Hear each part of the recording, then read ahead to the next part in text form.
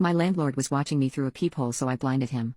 I reached the end of my rope when it came to dealing with abusive, perverted men, and I'm happy I made at least one of these types of men pay for his behavior and suffer for it for the rest of his life. If I could do it all again, I would in a heartbeat. I'm a 22-year-old female college student. I recently moved into a new apartment after escaping an abusive relationship.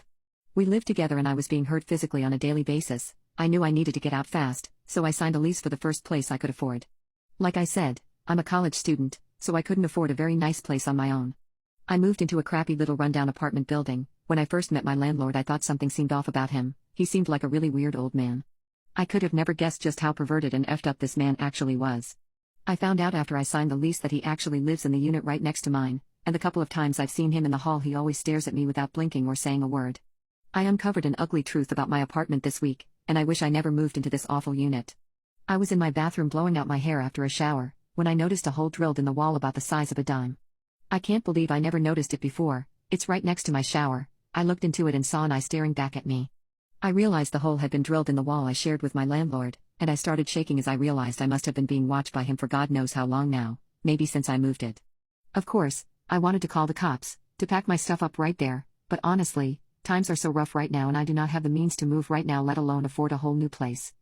I had enough of men harassing me, abusing me, and using me. This incident made a switch flip in my brain, and instead of calling the cops, I decided to take revenge into my own hands. As I mentioned earlier, I'm a college student and I happen to be a chemistry major, so I have access to a full lab of dangerous chemicals. The next day while I was on campus, I loaded a special type of spray bottle with a small amount of sulfuric acid.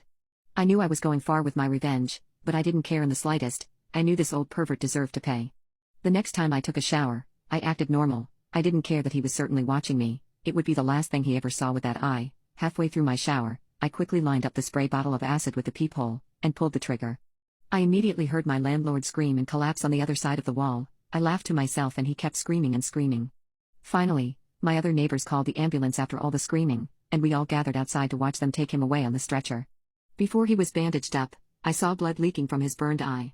His eye looked like a bloody raisin sitting in his eye socket. I made conversation with the EMT, and asked if my landlord was going to be alright. The EMT said he'd be fine, but he would bet money that he had totally lost that eye. I had to restrain myself from smiling, and I just hope he comes home and looks through the peephole with the other eye.